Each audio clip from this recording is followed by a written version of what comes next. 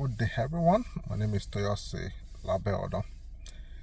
So I'm here today to talk about some of the training videos that we are seeing about some Africans who are sleeping on the fields in Canada, different locations, and it's a troubling situation. But I just have to come here to talk about it. Now, Canada is sweet, Canada is lovely. You have access to free healthcare, access to free education for your kids, low crime rate, and so many other benefits. Child support from government, so many grants that you can get. All these good things that I've talked about or I just mentioned are only accessible to people who are here legally. I repeat that. All these benefits are only accessible to people who are here legally. So if you come to Canada illegally, you will not have access to all these things.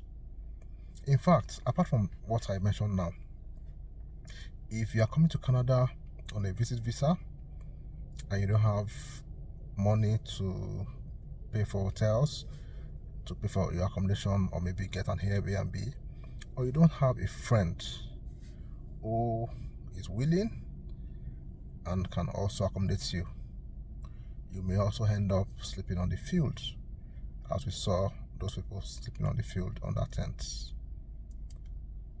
Canada is not a cheap place. Yeah, people earn fund from here, money from Canada, but you spend the money here. Many of those coming from overseas, especially from African countries to Canada, when you convert your currency to Canadian dollars, I tell you, you will not have money on you anymore. So the cost of accommodation here is not cheap. If you are working here, you can afford to pay it. That's fine. But if you are converting your savings from your foreign country and you want to use that to pay for accommodation here, that's a lot of money. I'll give you an example. So if you want to come to Canada and you want to spend 30 days in Canada and you don't have a friend who accommodates you, you might be forced to stay in an hotel. Hotels in Canada here can cost, depending on the day, maybe $100 to $50, depending on the days. Weekends may be more expensive, or between $100 and $200. Let's even say you are lucky you got an hotel for $100 and you want to stay for 30 days. 100 times 30 days is 3,000 Canadian dollars. If you want to stay in an hotel for 30 days, I'm sure you can't get, let me use Nigeria as an example. You will not be able to get official rates to change that money to dollars or Naira to convert. You have to use black market. Black market today is about 800 or thereabouts. So 800 times $3,000. That's on the basis that you got an hotel for $100 per day. That is about 2.4 million naira. Yeah. So do you even earn up to that in Nigeria? Do you earn up to 2.5 million naira in a month in Nigeria that you want to come and spend 2.4 million naira for 30-day accommodation? So you can see why people end up going to the field to sleep on the fields and all that on that tent. When you see that to pay for accommodation, hotel, Airbnb will cost you 2.4 million naira only, where do you get that fund from? Apart from that, you are not talking about accommodation. You're not talking about feeding and your living expense for the period of your stay. 30 days you will eat. When you convert that to dollars, if you're not careful, you are going to be spending like 4 million naira on a monthly basis, taking care of yourself here in Canada, and you are here on a visit visa. So you see why many people end up going to sleep under tents and all that when they don't have anybody. They're still looking for a job. You can't even get a job easily with a visitor visa. So if you don't have a job and you don't have a family or a friend, it's going to accommodate you. If you're not careful, you will end up there. So what I'm trying to say is, get the right papers. Don't just come here without a plan. Have a good plan. Do you want to research to see if you have a friend who you can talk to accommodate you? At least that will save you accommodation costs. Yeah, Go online, go to Facebook, go to Instagram, check out your friends, family members, or schoolmates who might be able to, who are in Canada, and they might be able to accommodate you. So without you sorting that out, or without you planning well, you may end up going to the field or going to sleep under the tent, or like you saw those people doing. So it's not like it's not predictable. You need to have a plan. Some people are coming to Canada and they just have 1 million in their account, and they hope to withdraw all that and think they will survive. You're coming to Canada on a visitor's visa, and you think with 500,000 naira, 1 million naira, you'll be fine, and you don't have anybody you're coming to stay with. No, it will not work. It will not work. And you want to stay, some of them want to stay for 3-4 months. You don't have a job. And for those that plan to apply for asylum is not automatic. No, it's not. You need to apply, and they will process it. They will investigate. They will find out if what your basis of claim is genuine.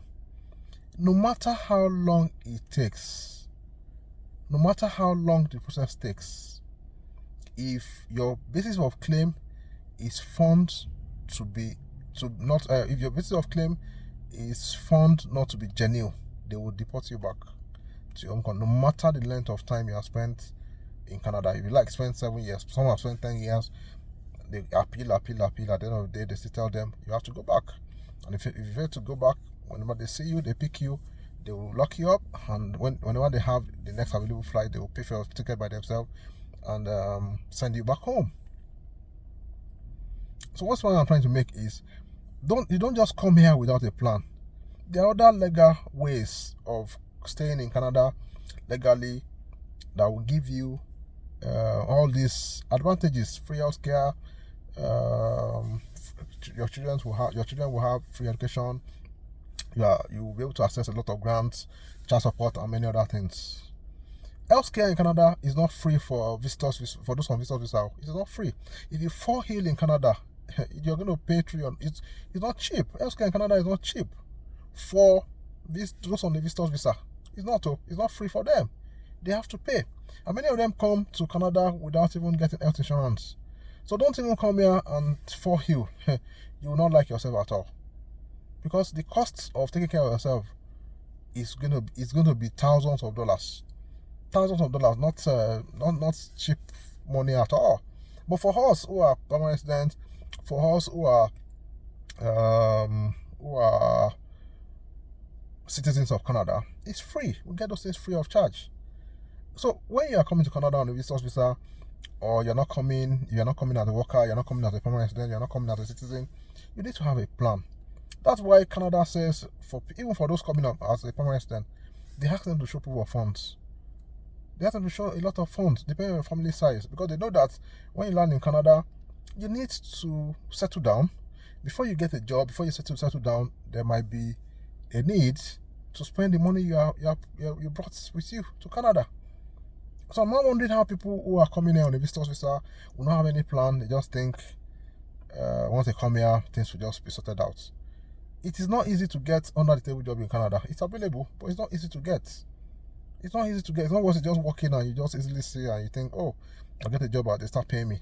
You have to still struggle to get it. So don't put yourself through unnecessary stress. Have a clear plan. Link up with people. Reach out to people who might be able to help you or support you in your journey to Canada. And I keep saying it that a visitor's visa is not officially meant for you to come and work in Canada. It is for you to come to Canada, visit Canada, and go back. If you're lucky that you're able to get a work permit and your employer is able to file for LMIA and you are now able to convert your visitor's visa to a work permit, it's fine. But what if it doesn't work? What if all your plans on that does not work? What happens? You should have a plan B. Are you going back? Do you want to do study? Do you want to apply for permanent residence? You have to have a plan B. Otherwise, you will end up on the road like those people that are sleeping under the tent, and now people are looking at how can they help them, how can they support them, over here. I'm saying all this because I don't want those that are not yet into it to come and not be enlightened about it. That's why I'm telling you all this. I'm trying to explain all this to you so you can understand that it is not as easy as that to come here on a temporary resident visa, especially on a visitor visa, without having a good plan and thinking that you're coming to settle. Some people assume that because they got a visitor visa, they are migrating to Canada. They're not migrating, no. No, without a plan, without a backup plan for migration, you are not migrating. No, you cannot. You cannot migrate with a visitor visa. No, you have to have a plan to convert, to change. So without that plan, it can't work. So be careful. We don't want you to end up sleeping in a tent. This is a very cold period. We're actually in the winter period. It's cold. It's cold. It's cold. So sleeping in a tent. In fact, a Nigerian died. A Nigerian died at one of those venues. He died possibly because of the cold and all the stress that they were going through. Sleeping in the cold, it's not easy. It's not easy at all. You don't even think about it. And this is happening because people don't have a good plan. They are just coming and believing that when they come here, things will sort out. No, that is not the best way to come to Canada. You should have a good plan before you land here, so that once you land here, you can activate your plan, and your plan can now work for you. And at the end of the day, you can become settled here, and you'll be fine. But with a poor plan, you will not like yourself. Once again, my name is Toyosi Labioda. See you guys.